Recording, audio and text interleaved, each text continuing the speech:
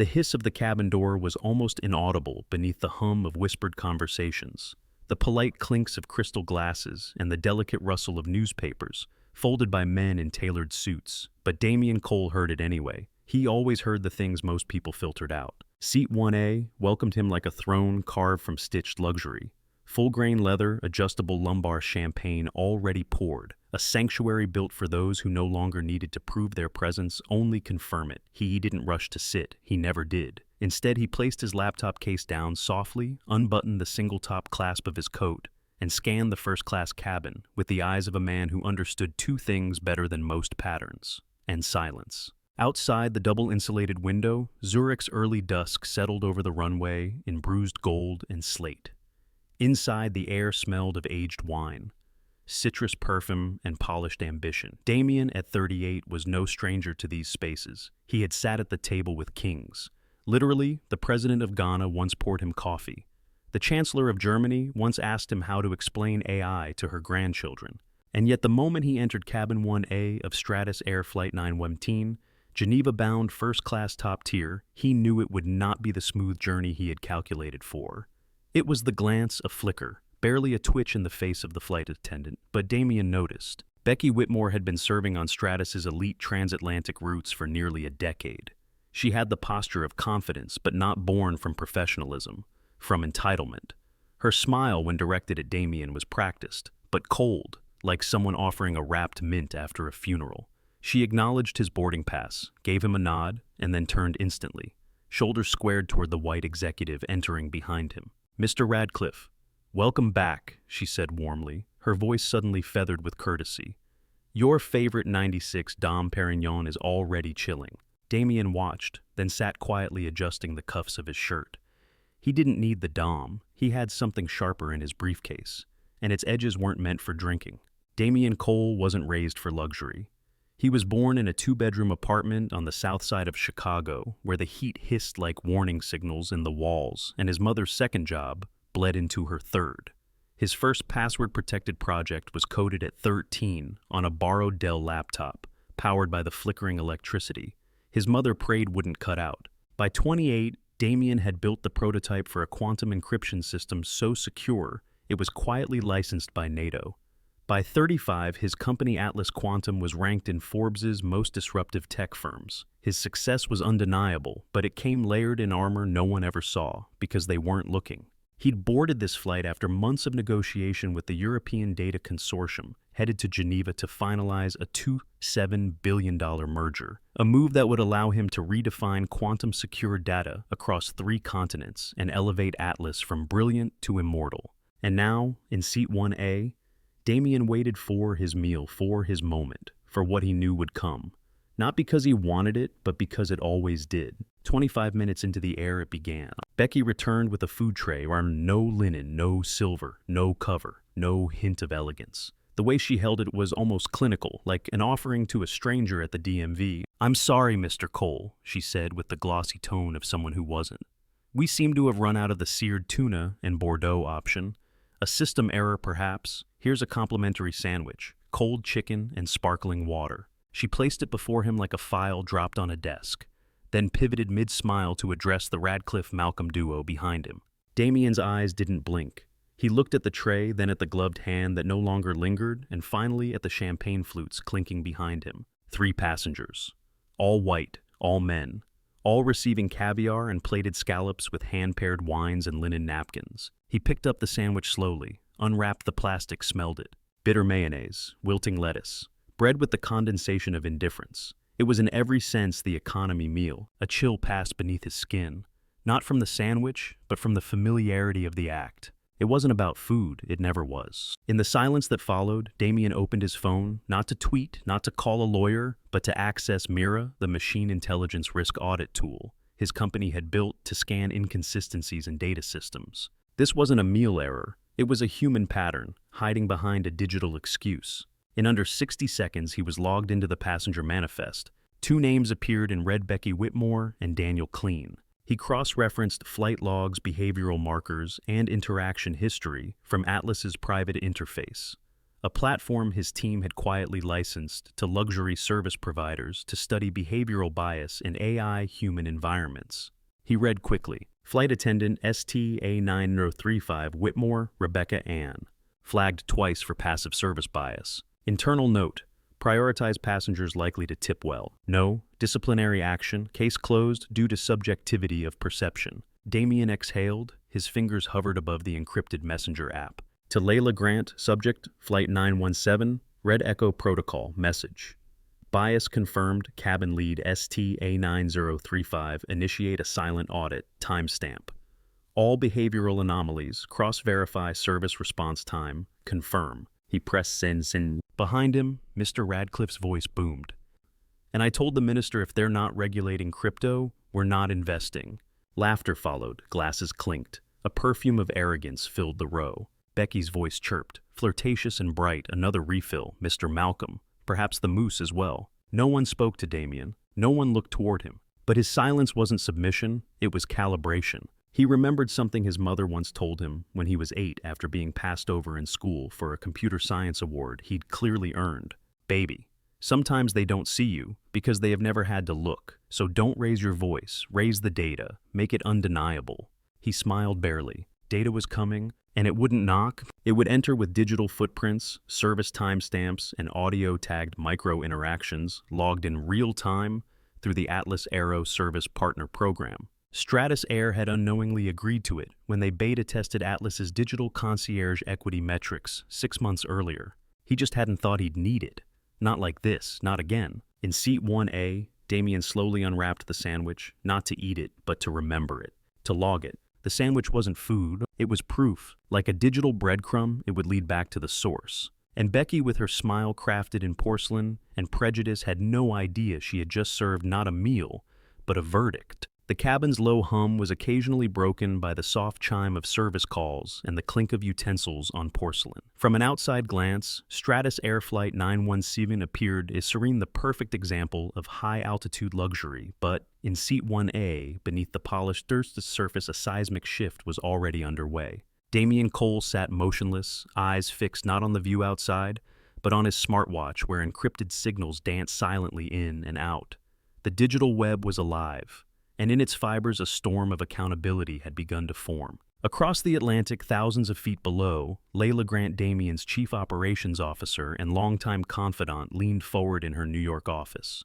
Her screen was a matrix of access codes, timestamps, and real-time crew behavior feeds. She wasn't just watching, she was building a case. Initiate quantum scrape of cabin logs for seat-specific interactions. She typed, her fingers flying over the keys. Target parameters, tone service frequency, time delay, index language bias. Compare with corporate standards. Label variance red if above 20%. The system responded with a soft beep. The first frame frozen on the screen.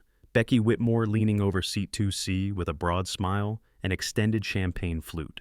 Frame 2, Becky, at 1A, tray outstretched, face neutral, lips tight. Difference in smile, curvature, 46.8%, speech warmth differential, 71% time, delay in response, 6.4 minutes. Data didn't lie, and Damien had built the tools that ensured it never could. Back on Flight 917, Becky continued her rounds, Jim Mounds unaware that every step she took was being logged, not by the airline's internal cameras, but by a system that understood discrimination down to the microsecond. Damien, still seated with the untouched sandwich on his tray, tapped twice on the armrest. Not a nervous gesture, a signal. His internal log timer had started. It was a countdown. He recalled a memory, not from the boardroom, but from a much earlier place. Detroit, age 19. Interning under a tech director who never once addressed him by name, who asked Damien to fetch coffee every morning, even after he presented a solution that saved the company. $80,000 in processing losses. When Damien finally resigned, he left behind a note on the whiteboard. Respect isn't given when earned. It's denied until demanded. Becky had just given him another whiteboard. Layla, Damien whispered into his collar mic low enough that even the air couldn't carry it. I'm here, came the response piped directly through his bone conduction earpiece. Begin verbal matrix compare Becky to me versus Becky to seats 2A through 2D layer in Clean's trajectory between passenger rows. We'll need timestamp overlays. Already halfway there. You were served 11 minutes after boarding, stabilization. Everyone else, 3 to 4 minutes, tops. Service language to seat 1A had the lowest empathy index in the cabin. Video overlay. 2 angles from passenger cams. Confirmed meal handoff to you was single-handed. Others got two-handed plate service with eye contact and verbal confirmation. Damien smirked. Classic profiling. Classic pattern, Layla corrected, unconscious or not. He nodded slightly. This wasn't about singling out Becky. This was about revealing the system that allowed Becky to thrive. Somewhere behind him, laughter erupted again. Mr. Radcliffe had just shared another anecdote about pulling strings in Brussels. Damien didn't turn around. Instead, he tapped into the seatback screen and navigated to a hidden menu only Diamond Elite members could access. He entered his executive credentials and activated a subroutine called Silent Eye. The seat screen blinked, a list populated. Access level, Quantum Executive, 12s, Flight Manifest, Service Schedule Logs, Passenger Flagging Notes, Cabin Surveillance Overlay. He selected the service schedule logs. There it was, the pre-order confirmation, Lobster, Thermidor, Vintage Margot, delivered marked, unavailable, inventory error. Damien shook his head. Error was the polite lie the system told to keep the truth buried. He captured the screen, saved the image, encrypted the file. Then he sent a ping to Geneva. At Stratus Air's headquarters in Switzerland, the alert buzzed in a private inbox belonging to Charles Edmonds, the airline's CEO. He wasn't in the office. He was boarding a connecting flight in Munich, but the subject line made his assistant's face go pale. Urgent Flight 917, VIP code red, bias index triggered. The assistant didn't hesitate. He forwarded the alert to the legal team and flagged it as high priority. Within 12 minutes, the airline's internal compliance AI had initiated a dormant protocol, cultural equity scan, executive layer. Damien had flipped a switch that most didn't even know existed. Becky passed Damien again, oblivious. Her gaze didn't falter, didn't apologize, didn't recognize the consequence of walking quietly in a suit and silence. Damien looked up at her briefly, not long enough to accuse, just long enough to make her pause. Something about his stillness made her uncomfortable. She turned away too quickly. Layla's status on clean. He's interacted with every white passenger on the manifest names used. Smiles are indexed above 60%. Use 0 address, no direct eye contact. Meal service confirmation. He personally carried a backup bottle of Sauvignon Blanc to 2B. You were never offered a beverage replacement. Keep scraping, we need audio threading. Layla didn't ask why, she already knew. This wasn't just about now, it was about the pattern. Damien adjusted his tie not out of vanity, but preparation. He wasn't a man who made noise. He was a man who pressed systems until they buckled. That time was drawing close. He opened his Atlas internal console, typed, Subject Stratus Air, Incident 91 Scene, Summary. Systemic service bias confirmed via triangulated data crew ST-A9035 and assistant ST-A0244. Request. Initiate a full behavior audit on the current and past 20 flights involving the crew notes. Include time-stamped footage. Empathy, index variance, tone, differential analysis, and pre-order confirmation failures. He clicked send. And in that moment, across 2 continents, an entire industry began to tremble. But this wasn't revenge. This was resurrection. Damien Cole didn't want an apology. He wanted the rot cut out. The engine hum of Flight 917 faded into the background like a heartbeat too familiar to be noticed. But in Seat 1A, Damien Cole's focus had shifted. No longer was he tracking just service discrepancies or cataloging the cold gestures of cabin crew. He was mapping a system, a culture, and systems as he had learned is in both Silicon Valley boardrooms and Detroit basements, blink before they break. With his smartwatch vibrating again, Damien swiped through Layla's new transmission. Her subject line was brief. Visual audio bias map, 78% correlation confirmed. He tapped open the attachment. It was a heat map, an overlay of every crew interaction over the past 2 hours. Passengers in rows, 1A through 3D, glowed in varying hues. Green for standard service, yellow for delays, red for dismissive behavior. His seat 1A was a singular red square. Damien exhaled, not with anger, with clarity. Layla, he whispered again. Yes. Deploy module echo. Let's test reflection latency. You think they've been trained to mirror bias? I think they've been conditioned not to see people like me at all. Module echo activated instantly. It was a behavioral probe, an experimental AI script that monitored language used by staff when prompted by a non-confrontational question from the user. Damien glanced up and raised his hand slightly. Daniel Clean appeared within 20 seconds. "Yes, sir." Damien smiled gently. "Could I get a fresh glass of water, please?"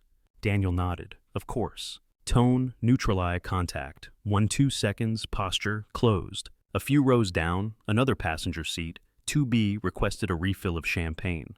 The response was immediate. "Absolutely, Mr. Radcliffe, chilled or room temperature." Tone, warm eye contact. Contact 4-7 seconds. Posture, open and deferential. The comparison data appeared on Damien's console in real time. Reflection, latency, 3-6 seconds. Bias, differential, 62%. And then Damien's watch pulsed twice. Code red 917, Geneva Legal Division engaged. They were watching now. Back in Geneva, in a mirrored glass tower above Lake Le Mans, legal analysts and HR auditors had gathered in the Stratus Air incident room. Screens displayed crew manifests, complaint histories, hidden audio logs. Celeste Morgan's case had changed policy. Damien Cole's case was about to change infrastructure. In seat 1A, Damien sat taller. He wasn't a guest anymore. He was an inspector. Layla update. Echo pattern confirmed. 5 out of 6 tests show tone bias. Meal service confirmed as a cover for intentional deprioritization. I'm syncing data to the Geneva node now. Damien took a slow breath. "It's time," he said. He opened a secure app titled Atlas Black, a classified tool used only by Morgan Tech's crisis infrastructure team. He typed, "Initiate Phase 2, Structural Mirror, Priority Executive." Across the ocean, in 3 jurisdictions, Atlas Black activated, servers pinged, ethics auditors received a cascade of linked data. 1 email, 1 hidden camera, still frame, 1 internal crew, note with Becky Whitmore's name attached, and the words, "Guest in 1A, no VIP marker, proceed standard." It was enough. Damien leaned back. Now the system had blinked. Becky passed him again. He didn't move. But for the first time, she looked down and paused. "Something else I can help with, Mr. Cole," he replied softly. "Damien Cole." Her face twitched. The name is registered. In her world, a tech CEO was abstract, but now it had a seat, a face, a tray is still cold. "No," Damien added, "nothing more, unless you're willing to undo time." She nodded slowly. "Of course." But the words landed like stones, because time had already been recorded. Behind the scenes, Layla initiated legal backup. Code Blue invoked Geneva was preparing a response team for Damien's landing. Not just an apology committee, an accountability tribunal. And Damien, he reached into his bag and retrieved a letter. It was addressed to no one, just 5 words scribbled in bold black ink. "This is where silence ends." The hum of the aircraft deepened as Flight 917 entered European airspace, but Damien Cole was tuned to a different frequency. Now the thrum of shifting gears in a system forced into self-scrutiny. Geneva wasn't just a destination anymore. It was a crucible. And at its center would be the soft-spoken man in seat 1A, whose silence now echoed louder than any protest. The cabin lights dimmed to a serene blue hue. Most passengers relaxed into their reclined seats, half asleep in luxury. But Damien's eyes remained open, staring past his reflection in the window, into something invisible but far more real, the reckoning he'd ignited. His mind drifted to his youth. Southside Detroit, a 12-year-old boy is helping his grandmother clean offices where CEOs like Radcliffe and Malcolm used to make late-night deals. He remembered one man once saying, "That boy should learn a trade, not code."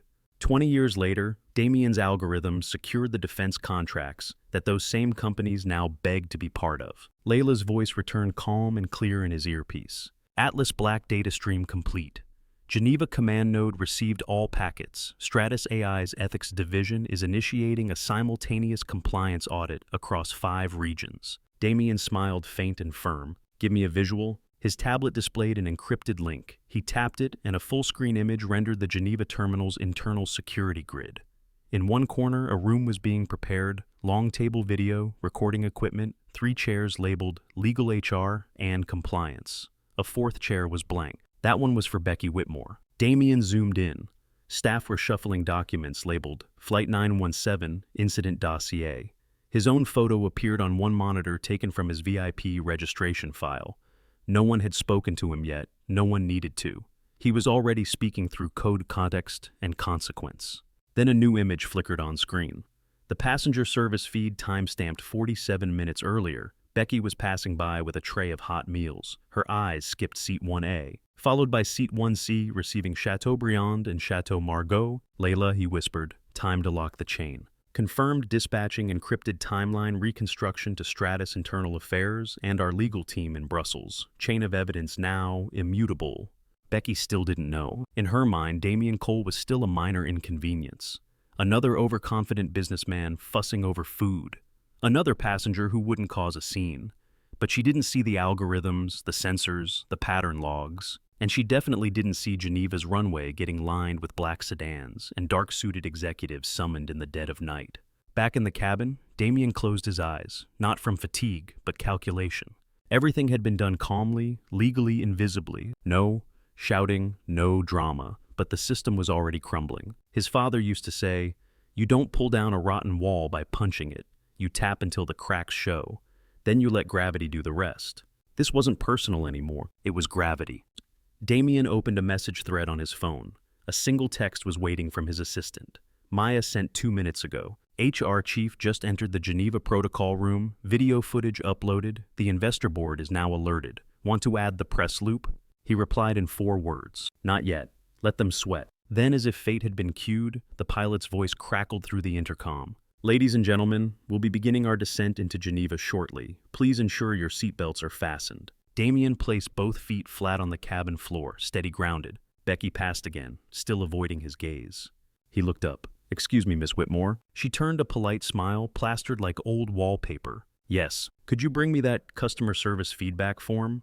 The one you hand out to priority passengers?" Her smile flickered. "Of course, sir. I'll check if we still have some." She turned swiftly, almost knocking into another attendant. She wouldn't return with that form.